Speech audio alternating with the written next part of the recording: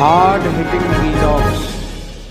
Hello friends, भी आज के हमारे वीडियो का टॉपिक है लोकसभा इलेक्शंस 2024 और इस वीडियो में हम पड़ताल करेंगे उत्तर प्रदेश, जहां से 80 लोकसभा सांसद चुनकर जाते हैं। और कहा तो ये भी जाता है कि दिल्ली का रास्ता उत्तर प्रदेश होते हुए जाता है।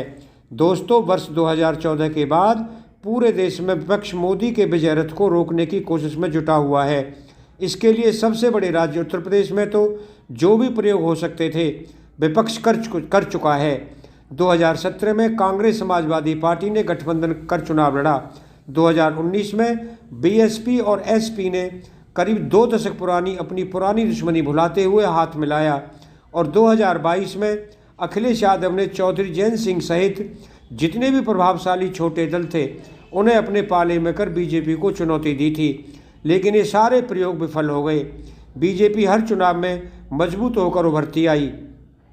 उत्तर प्रदेश में तो बीजेपी के योगी आदित्यनाथ के नेतृत्व में नया रिकॉर्ड भी बना दिया कि 5 साल सत्ता में रहने के बाद लगातार दूसरे कार्यकाल के लिए भी सत्ता में आ गई। दोस्तों, अब जब 2024 के चुनाव की 8 सुनाई पड़ने लगी है और राहुल गांधी भारत जोड़ो यात्रा के जरिए राष्ट्रीय स्तर पर गैर बीजेपी मतदाताओं को गोलबंद करने की कोशिश में है, तो ये उम्मीद की जा रही थी कि हो सकता है इसी बहाने यूपी में विपक्ष की एकजुटता कायम हो जाए।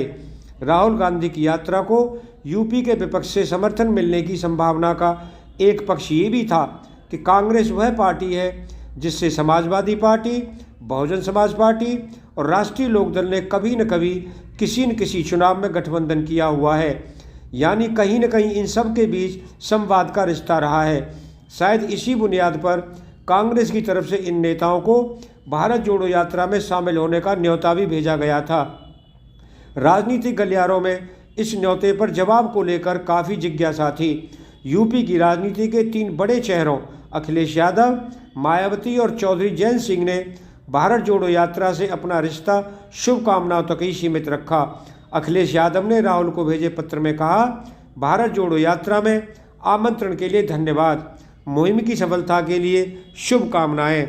मायावती ने ट्वीट किया, भारत जोड़ो यात्रा के लिए शुभकामनाएं, और राहुल गांधी द्वारा इस यात्रा में शामिल होने की लिखी गई चिट्ठी के लिए उनका धन्यवाद। जैन चौधरी ने भी खुद को शुभकामनाओं तक ही सीमित रखा।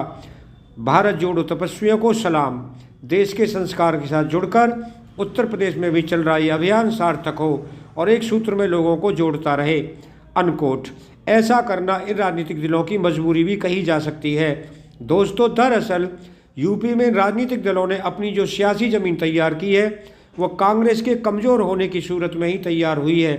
90 के दशक में मंडल कमंडल की राजनीति के दौर में कांग्रेस हाशिए पर चली गई। कांग्रेस की मजबूती का जो आधार था वह ब्राह्मण, मुस्लिम, अनुसूचित जाति वर्ग के समर्थन पर था।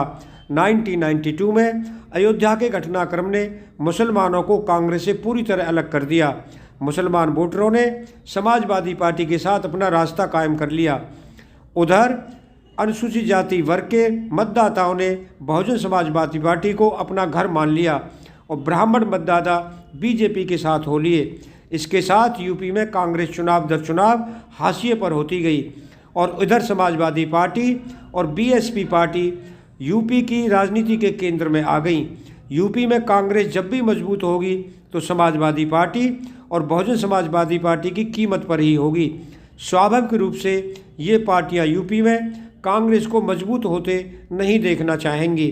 फ्रेंड्स, मुलायम सिंह यादव इस सच को बखूबी समझते थे, इसीलिए उन्होंने अपने जीवन काल में कभी भी कांग्रेस के साथ गठबंधन पर अपनी हामी नहीं भरी और ना ही उन्होंने कांग्रेस को कभी मजबूत होने का मौका दिया।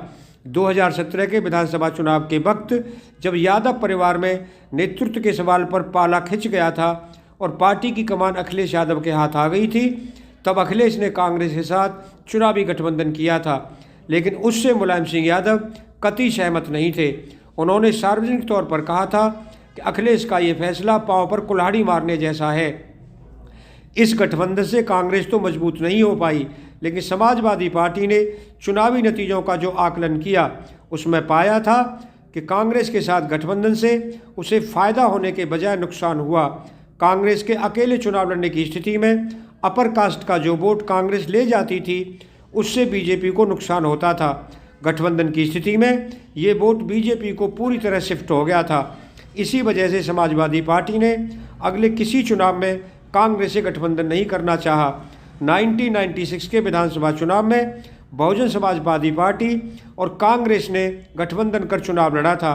कांग्रेस का इस चुनाव में वोट प्रतिशत भी बढ़ा और सीट भी, लेकिन बीएसपी को कोई फ़ायदा नहीं हुआ। इसके बाद बीएसपी ने भी अपना रिश्ता कांग्रेस से ख़त्म कर दिया था। दोस्तों, अगर आपको कोई वीडियो पसंद आया हो तो चैनल को सब्सक्राइब करें, वीडियो को लाइक करें, ज़्यादा ज़्यादा शेयर करें। आप लोगों का बहुत बहुत धन्यवाद। Thank you very much.